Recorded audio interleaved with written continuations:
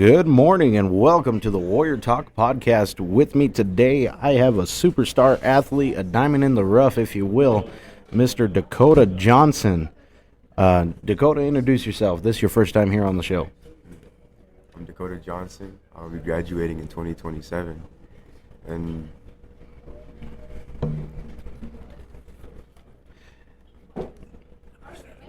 I'm number 7 on the football team.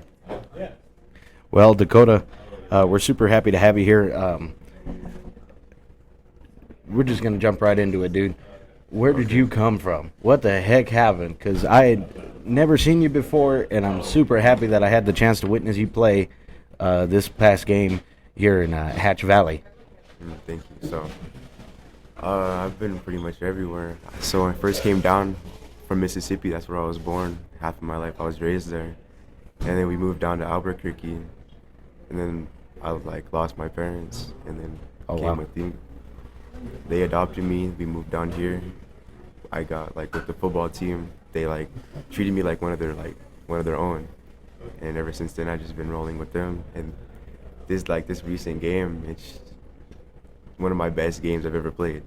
I can concur, because that man, you've impressed me big time. Well, I told you on the sideline. I mean, you impressed me big time because it all started, and we had just talked about on the after show with Jay Lee. It had all started with a tipped pass caused by Nasadio, and you caught it and started running the wrong way. But what went through your head? You know what I mean? Opening thing. I mean, golly. Yeah. So as soon as I caught that ball, I just thought to run. It's my brain didn't care where I was going to run. I just needed to run. Oh yeah, you know what? I've been in a similar predicament. I won't really touch on that too much, but dude, I think that really kick-started it for you. You know what I mean? The rest of that night, you were just being a superstar. I mean, what did they tell you in advance that you were going to be playing in the game, or was it just one of those maybe not? It was the maybe. Was it really? Yeah. I bet you they won't be having any more maybes after that game, because that was freaking remarkable. So tell me, what's going through your head? What was your preparation throughout this week of practice? You know, for the chance of you coming in to such a high stakes game like the one that you played.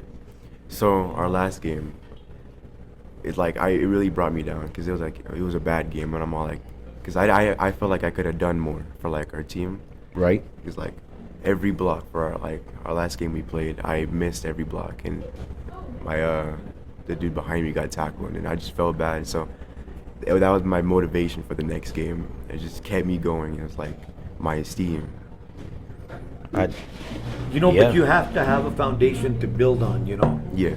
You're saying that's the first time you're getting in there into a high school atmosphere of football, and in order to build on it, you got to have foundation. So you just the learning, the experience that you're getting, like you're saying from last game, and then coming on to this game, you're getting it, man. You're playing it good.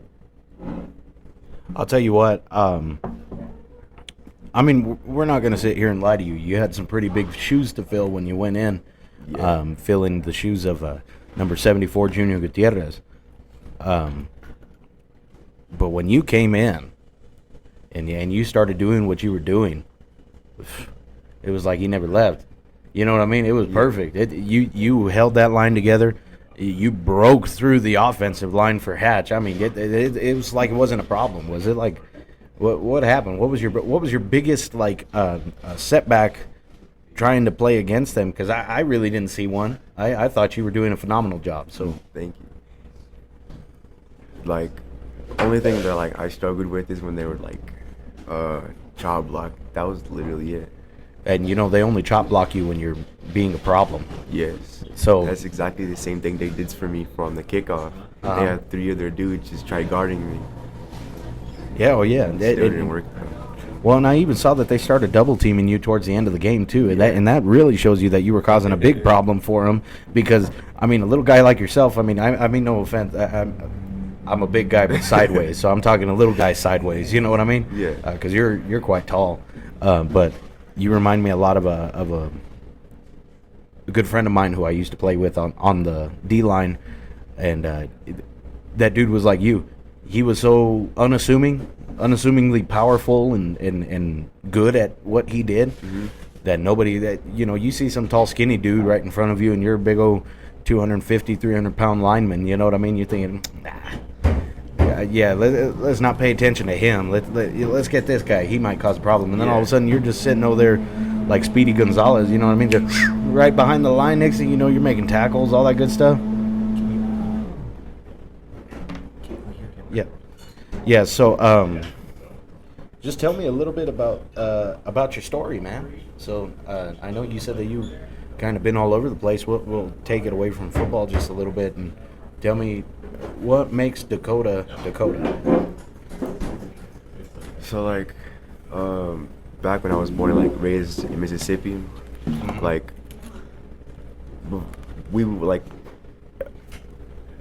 So usually on like the weekends, we would just go to a grass field and we just like play football for fun. Like right. Our uncles, we'd have like a bunch of people there, and then we did that for like years. And then we moved down here.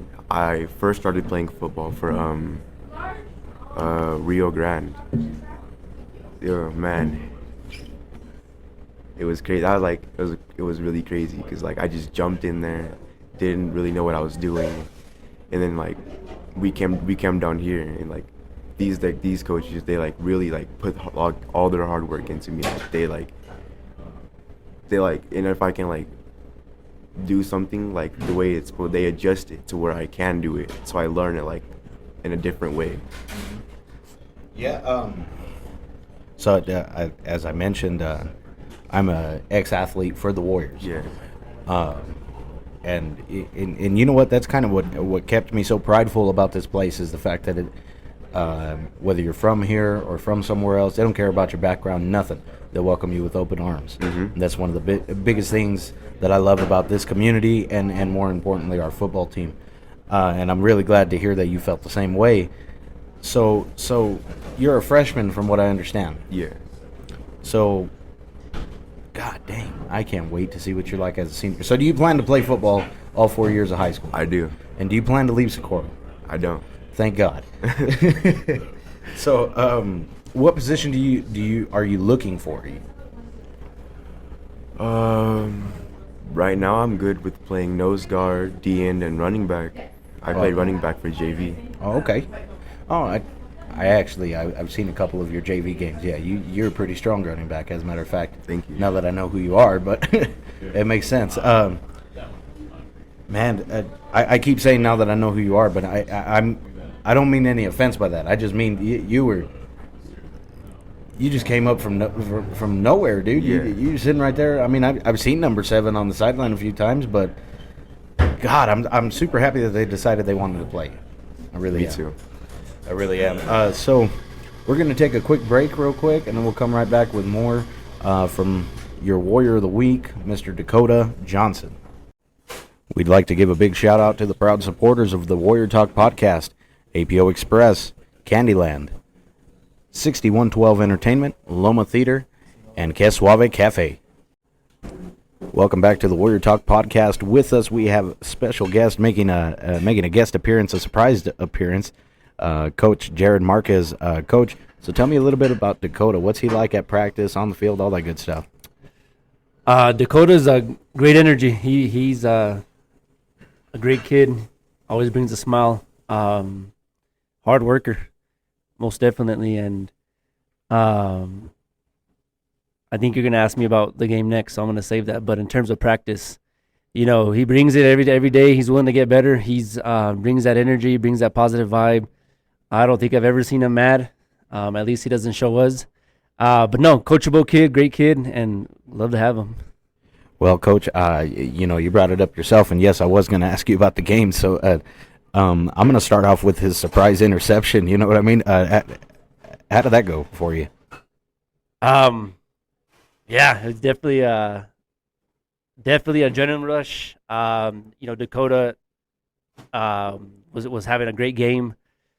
Just causing a lot of havoc in the backfield, doing what he was asked to do. I don't know if he's ever played nose in a varsity game like that.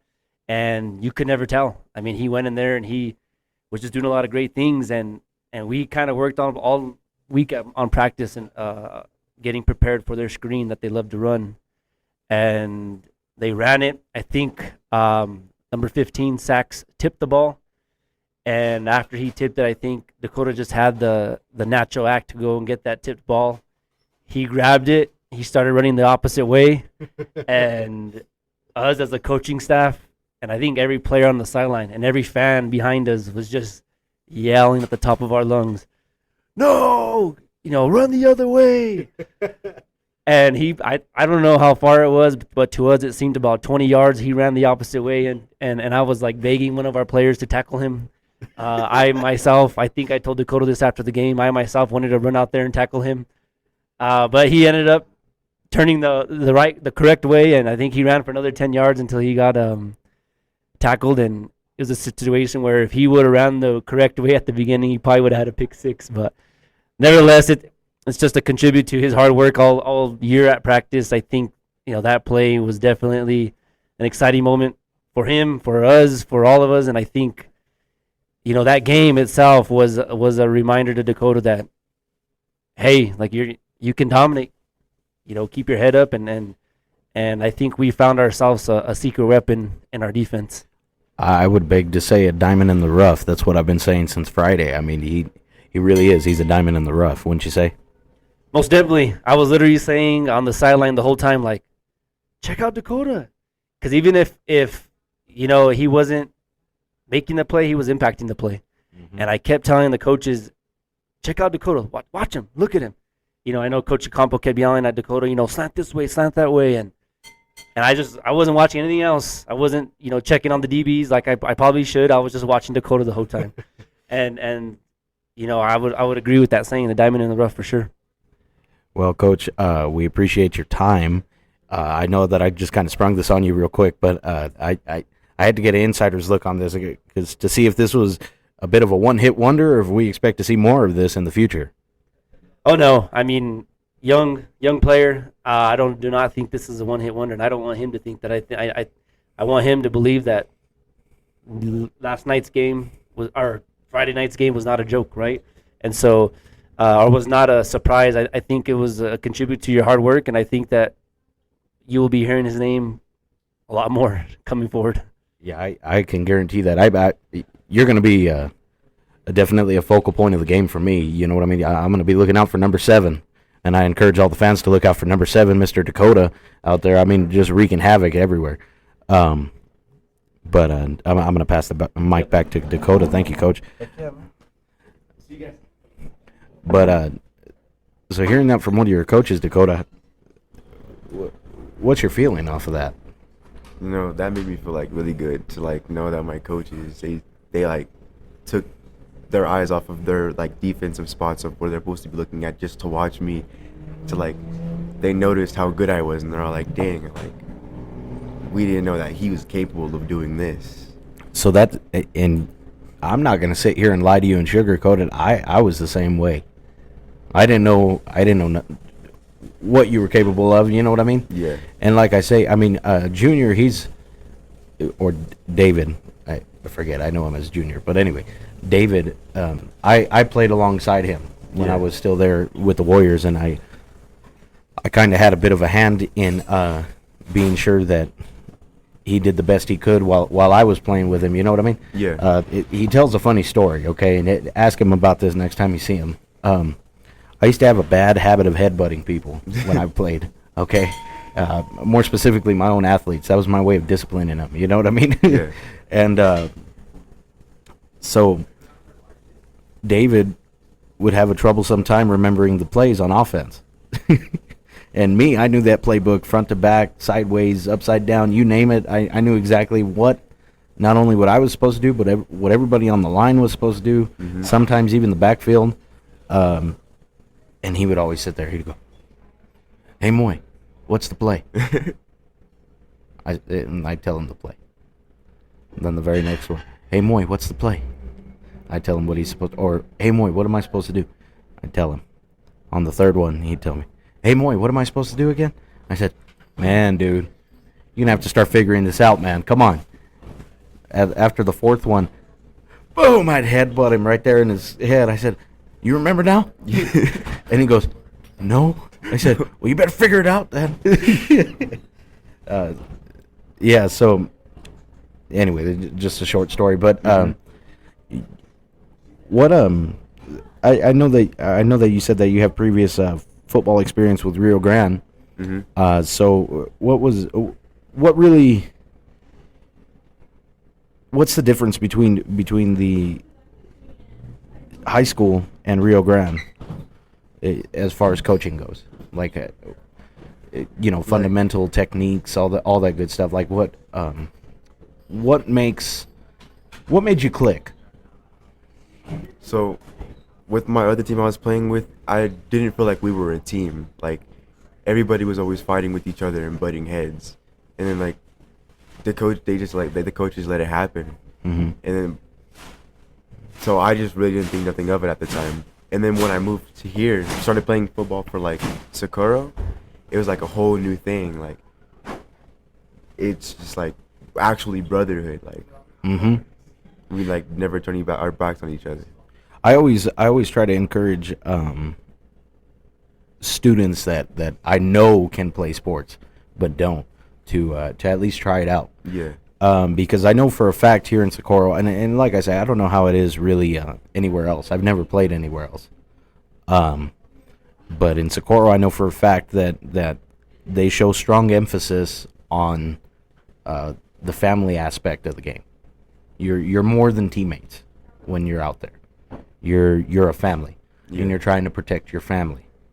I know specifically for football that they've always enforced that.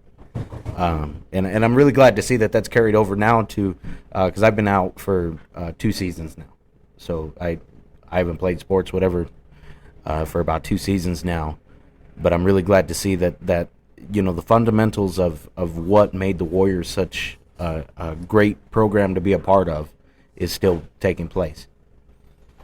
Mr. Dakota, I need a couple stories from you, man, because you know what? I've seen glimpses of the talkative character you are. I know it. I know you're lying to me right now, being a shy guy.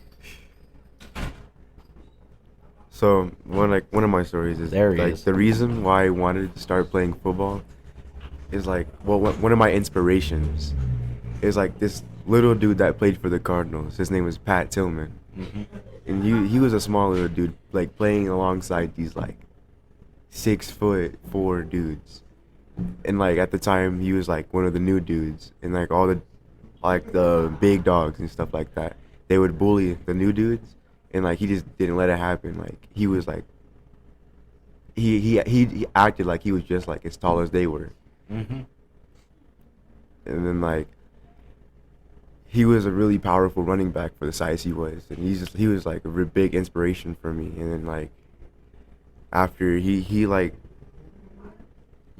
got finished with football, he joined the army, passed away in the army, and like I'm all like, dude, this man is a legend. He's one of my big inspirers. Hell yeah, man. Hell yeah, that's what I'm talking about. I love that. So I believe I asked you a similar question on the sideline, but I'm going to ask you now since I have you on air. How did it feel to get the opportunity? Oh, the way I felt was like I was excited. Like I can't explain it in words. Like I felt really good for me. It's just like. Oh, yeah. Well, I could see it in your face, the excitement. Like I say, on the sideline, you were much more talkative. I believe you were very, very excited on the sideline in Hatch. Yeah. Yeah, and man, it's great to have you on the show. And I want you to know that you're always welcome back. And we, and by we, I mean me and my grandfather, the co-host, we're going to be supporting you, and we're going to be looking out for number 7. But I believe that's all we have for you today. I just wanted to get your name out there, let people know who you are. Yeah. You know what I mean? Because you're fixing to be a crucial member to this Warrior football program, and I want you to know that. So if you have any last things to say, any words of encouragement, thank yous, whatever, now would be your time. Thank you to all my coaches for not giving up on me and just like pushing me to be the best I can. And thank you for having me here. Of course, of course. Pleasure's all mine. Ladies and gentlemen, this has been number 7, your Warrior of the Week, Dakota Johnson. He is one of the utility members, and I proudly say utility members of the Warrior football program. And for those of you who don't know what that means that this man can get on the field and play any position you need him to, and he's going to play it well. Be sure to look out for him, like I said in the Warrior Talk after show. The Warriors will be facing the Hot Springs Tigers in Truth or Consequences, New Mexico, this Friday at 7 p.m. This will be the end of the regular season. And keep a big lookout for number 7, Dakota Johnson, on the field.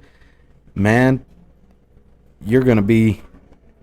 Man, I can't wait. You're going to be something. You know that? I really hope you know that. But anyway, it's been an honor having you here. We hope to have you back soon. And go Warriors. And always remember, when it comes to a place like Socorro, only Warriors survive.